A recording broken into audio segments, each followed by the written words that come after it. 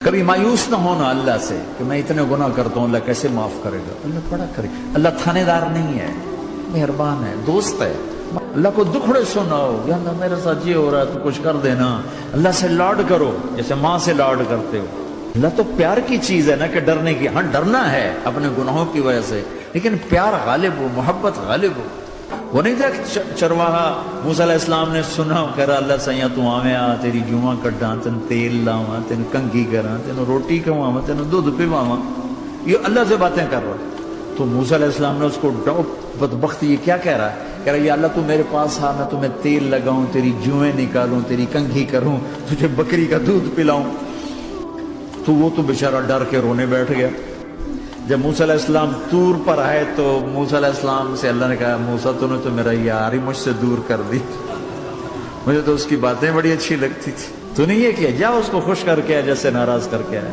چلو اس روایت میں تو کوئی اونچ نیچ ہو سکتی ہے، کچی پکی بات ہو سکتی ہے، لیکن میرے نبی کی صحیح حدیث بتا رہا ہوں۔ میرے نبی مسجد میں صحابہ ہنس رہے تھے تو آپ نے فرمایا جو میں جانتا ہوں تم جانو تو تمہارا ہنسنا بند ہو جائے، رونا زیادہ ہو جائے۔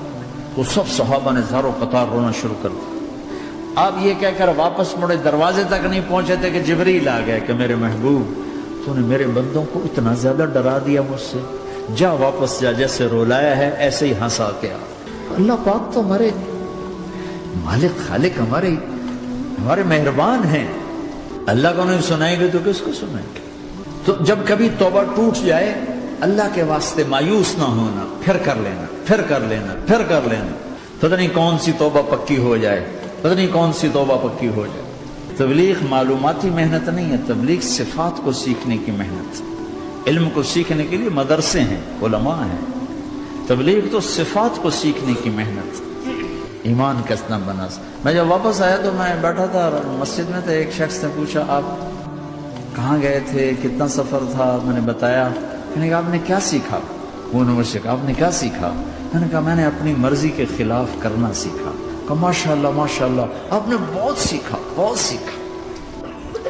وہ ساری زندگی اس سے پہلے اپنی مرضی پہ گزر، اپنی چاہتیں، اللہ نے ماں باپ سے دیا ہوا بہت کچھ، تو کسی بھی جماعت میں چلے جاؤ، ویکنڈ میں چلے جاؤ، یہ نہ دیکھو کون ہے کون، چلے جاؤ۔ اس جاننے میں اللہ کی ہدایت کا نظام چھپا ہوا ہے، اور تم میں کوئی دو ایسے نہ ہو جو لڑے ہوئے، اٹھتے ہی صلح کرنا۔ میاں بیوی میں کھٹ بٹ ہے، اٹھتے ہی صلح کرنا۔ بہن بھائی لڑے ہوئے ہو، ماں باپ سے لڑے ہوئے ہو، اٹھتے ہی صلح کرنا۔ جو صلح کرنے میں پہل کرے گا اللہ کا محبوب بن جائے گا۔ شیطان پرانا کھلاڑی ہے نا کوئی، اور ہے بھی تجربہ کار، گول بھی بڑے ٹھگا ٹھگ کرتا ہے، نہیں؟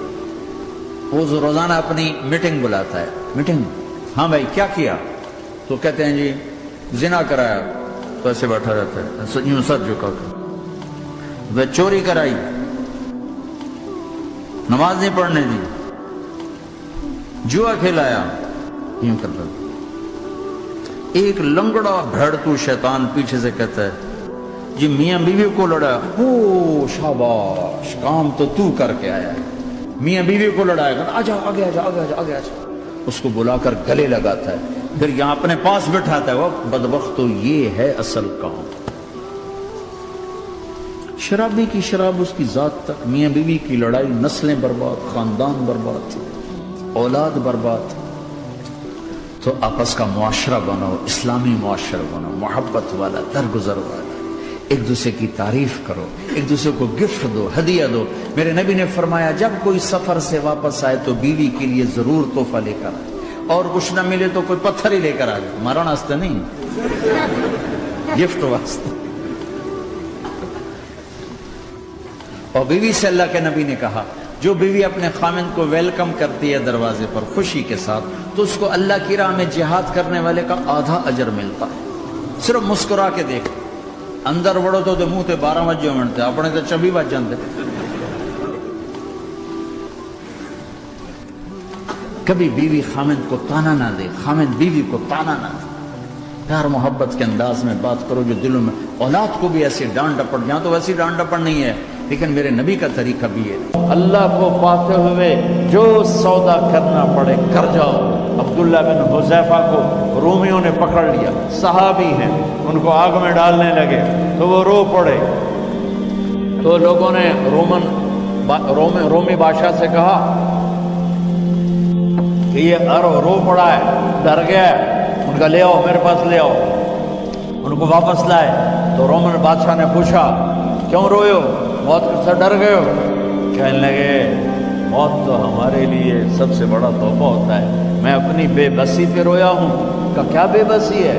کہ بے بسی یہ ہے کہ ایک جان ہے آگ میں گرتے ہی جل کے راکھ ہو جائے گی، کاش میرے جسم پر جتنے بال ہیں اتنی میری پاس جانیں ہوتی اور میں ایک ایک جان کو اللہ کے نام پہ قربان کرتا۔ آج مرنے کا مزہ نہیں آ رہا، اس پہ رویا ہوں۔ تو بادشاہ اتنا حیران ہوا، انہوں نے کہا تو میرا ماتھا چوم دے اور میں تمہیں آزاد کرتا ہوں۔ تو اس کا ماتھا چوما، انہوں نے چھوڑ دیا۔ 2000 سال پیچھے چلے جائیں، فرعون دنیا کا واحد انسان ہے جس نے کہا انا ربکم الاعلی، میں سب سے بڑا رب ہوں، اور اپنے آپ کے رب ہونے کا دعویٰ انسانوں میں صرف فرعون کا ہے۔ اس کی باندی مسلمان ہو گئی، موسیٰ علیہ السلام کا کلمہ پڑھ لیا، ایمان چھپتا نہیں، وہ پتہ چل گیا۔ فرعون نے اس کو پکڑوایا، اس کی 2 بچیاں، ایک دودھ پیتی ایک ساتھ چلتی، اور اس نے اپنے دربار میں کڑاہ میں تیل ڈلوایا، نیچے آگ لگوائی، تیل ابلنے لگا۔ جب وہ پوری طاقت سے ابلنے لگا تو اس نے فرعون نے اس عورت سے، اس باندی سے کہا یہ آگ تیرے سامنے ہے، جلتا ہوا تیل، موسیٰ کے رب کو مانے گی تو پہلے تیری بچیوں کو جلاؤں گا پھر تجھے جلاؤں گا، اور اگر مجھے رب مانے گی تو تیرے گھر کو سونے چاندی سے بنا دوں گا، تیرے گھر کو سونے چاندی سے بھر دوں گا۔ اللہ کا پا لینا یہ میری آپ سب کی معراج ہے، اور اللہ کو کھو دینا میرے آپ سب کے لیے ہلاکت اور تباہی ہے۔ سنو سنو، اس نے کیا کہا؟ اللہ نے اپنی محبت کو ماں سے تشبیہ دی ہے، باپ سے نہیں دی، اور چھوٹا بچہ زیادہ ممتا کو لیتا ہے۔ وہ کہنے لگی فرعون یہ تو میری 2 ہیں، میری 100 ہوتی تو اللہ کے نام پہ آج میں قربان کر دیتی۔ فَاقْضِ مَا أَنْتَ قَاضٍ، کر جو تجھے کرنا ہے۔ تو پاگل ہو گیا، غصے میں کہنے لگا اس کی بڑی بیٹی کو ڈال دو۔ تو انہوں نے اس کو یوں ٹانگوں سے پکڑا اور وہ چیختی چلاتی ہوئی تھی۔ ماں کا ایک بول اس کی جان بچا سکتا تھا، اور پھر گھر جا کے توبہ کر لیتی۔ وہ کہتی ہے اللہ مجھے معاف کر دے، میں نے کلمہ کفر کہا۔ اس کو ٹانگوں سے پکڑا ہوا ہے، اس کے ہاتھ نیچے جھول رہے ہیں، اور وہ اماں بھی کہہ رہی کہ مجھے بچا دو۔ ماں نے اپنی آنکھوں سے بچی کو تیل میں یوں ڈوبتے دیکھا، اور پھر وہ ابھری جیسے مچھلی تلنے کے لیے، جیسے مچھلی تلی جاتی تو باہر آ جاتی، اوپر آ جاتی، تو وہ ایسے بلبلے اٹھ رہے تھے۔ وہ ایک ہی لمحے میں اس کی تو جان گئی، ایک آنسو کا قطرہ اس نے نہیں نکلنے دیا اپنی آنکھوں سے، اور اپنے دل کو جب مضبوط کیا تو میرے رب کی غیرت، میرے رب کی رحمت محبت حرکت میں آئی۔ اللہ نے ماں کی آنکھوں سے پردہ ہٹا دیا، اور ماں نے اپنی بیٹی کی روح کو نکل، اور وہ کہہ رہی ہے اصبری یا ام فإن لك من الأجر كذا وكذا۔ ماں جی ڈرنا نہیں، صبر کرو، جنت تیار ہے، جنت تیار ہے۔ معصوم بچی کو تو پتہ بھی نہیں تھا کہ کیا ہونے والا ہے، اس کو پکڑ کے یوں ڈالا، اس کی تو آہ بھی نہ نکلی، اور وہ مچھلی کی طرح تلی گئی۔ پھر ماں کا کلیجہ پھٹا، اللہ نے پھر آنکھوں سے پردہ ہٹایا، اور انہیں اپنی بچی کی روح کو نکلتے دیکھا، اور وہ کہہ رہی ہے اصبری یا ام فإن لك من الأجر كذا وكذا۔ ماں جی تھوڑی دیر کا صبر، جنت تیار ہے، جنت تیار ہے، جنت تیار ہے۔ اللہ کو پایا سب کچھ پایا، اللہ کو کھو دیا سب کچھ کھو دیا۔ جب اس کو پکڑ کے لے جانے لگے، اس نے فرعون کو دیکھا، فرعون اس کی آنکھوں میں آنکھیں نہیں ڈال سکتا، نظریں نیچے ہو گئی اس کی۔ کہنے لگی میری ایک بات مانو گے، میری ایک خواہش پوری کرو گے؟ فرعون نے پوچھا کیا؟ کہ جب میں بھی جل جاؤں تو میری اور میری بچیوں کی ہڈیوں کو اکٹھے دفن کرنا، باہر پھینک نہ دینا، دفنا دینا۔ فرعون نے کہا تمہاری یہ خواہش پوری کی جائے۔ انہوں نے کہا میں پیچھے ہٹ جاؤ، میں نے اللہ کو جان دینی، مجھے دھکا دینے کی ضرورت نہیں ہے، میں اپنے اللہ سے ملنے جا رہا ہوں۔ جب اللہ مطلوب ہوتا ہے تو موت محبوب بن جاتی ہے، جب اللہ کی نافرمانی ہوتی ہے تو موت سے نفرت ہو جاتی ہے، مرنا عذاب نظر آتا ہے۔ وہ چھلانگ مار گئی، اللہ اکبر کا نعرہ لگاتی ہوئی، ہڈیاں اتڑ گئیں، گوشت اتڑ گیا، ہڈیاں باقی رہ گئیں۔ فرعون نے کہا ایک ہی جگہ ڈال دو، سب کو دفن کر دو۔ دفن 2000 سال کے بعد بچوں بچیوں، 2000 سال کے بعد موسیٰ علیہ السلام کے 2000 سال کے بعد جناب رسول اللہ صلی اللہ علیہ وسلم دنیا میں تشریف لائے۔ 40 سال کی عمر میں نبوت ملی، 50 سال کی عمر میں معراج ہوا، 2050 سال کے بعد میرے نبی کی سواری بیت المقدس جا رہی ہے، اور بیت المقدس پر جب وہ اوپر پہنچے ہیں تو مصر وہاں سے قریب ہو جاتا ہے۔ جب وہ اترنے لگے تو میرے نبی نے کہا جبریل جنت کی خوشبو آ رہی ہے، جبریل جنت کی خوشبو آ رہی ہے، کہاں سے؟ ابھی تو جنت اوپر ہے، ابھی تو اوپر جانا ہے، تو یہ زمین سے جنت کی خوشبو کیا آ رہی ہے؟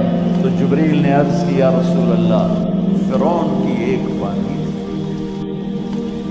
جو اللہ سے سودا کر گئی جان کا اور اپنی بچیوں کا، اس کی بچیوں کی ہڈیوں کو جہاں دفن کیا گیا ہے، یہ خوشبو جس دن انہیں دفن کیا تھا اس دن سے لے کر آج تک یہ خوشبو آ رہی ہے، اور یہ قیامت تک آتی رہے گی۔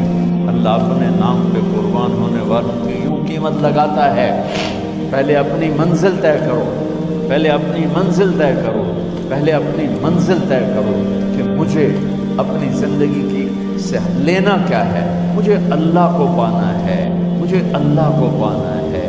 میں نے اللہ کی قسم، اگر اللہ راضی ہے تو پھر موت سے بڑھ کر کوئی تحفہ نہیں، اس سے بڑھ کر کوئی خوبصورت پیغام نہیں، اور اگر اللہ ناراض ہے تو موت سے خوفناک کوئی پیغام نہیں۔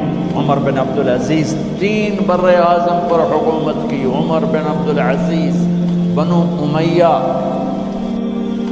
مروان 9 مہینے حکومت کی، اس کا بیٹا عبد الملک بن مروان 21 برس حکومت کی، اس کا بیٹا ولید 10 سال حکومت کی، اس کا بیٹا سلیمان 2.5 سال حکومت کی۔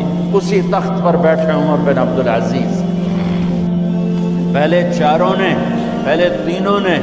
چاروں نے اللہ کے شریعت کو قربان کیا حکومت کے لیے، عمر بن عبدالعزیز نے اپنے آپ کو قربان کیا اللہ کے لیے، حکومت کو پاؤں کے تلے رکھا اور اللہ کی رضا کو سامنے رکھا۔ ان کو زہر دیا گیا، جب ان کی موت کا وقت قریب آیا تو انہوں نے رجا بن حیوہ کو بلایا۔ سننے والی بات ہے بچوں، ان سے فرمانے لگے سنو، میں نے 3 بادشاہوں کو قبر میں اتارا۔ اب بچیاں تو قبرستان جاتی نہیں، ہم تو اپنے ہاتھوں سے قبر میں اتارتے ہیں اور اوپر مٹی ڈالتے ہیں اور اوپر اینٹیں ڈالتے ہیں اور پھر منو مٹی میں دبا کے واپس آتے ہیں۔ یہ منظر آپ بچیوں کے تو دیکھنے کا بھی نہیں ہے۔ وہ کہنے لگے میں نے 3 بادشاہوں کو مٹی میں ڈالا، لیکن ان کے کفن کی گرہ کو جب کھول کے دیکھا تو ان کے چہرے قبلے سے ہٹ چکے، وہ رنگ ان کے کالے پڑ چکے۔ ولید بن عبد الملک، سلیمان بن عبد الملک، عبد الملک بن مروان، عبد الملک باپ، ولید بیٹا، سلیمان بیٹا، یہ تینوں ان کے چہرے کالے ہو گئے تھے اور ان کا قبلے سے منہ پھر گیا تھا۔ اب میں مرنے لگا ہوں، مجھے پہلے ضرور چیک کرنا کہ میرا اللہ میرے ساتھ کیا کرتا ہے۔ پہلے تینوں کی ظلم کی حکومت تھی، ان کے چہرے قبلے سے کیوں ہٹ گئے؟ آپ کو عجب بات بتاؤں، ولید بن عبد الملک روزانہ تہجد میں کھڑے ہو کے 10 سپارے پڑھتا تھا،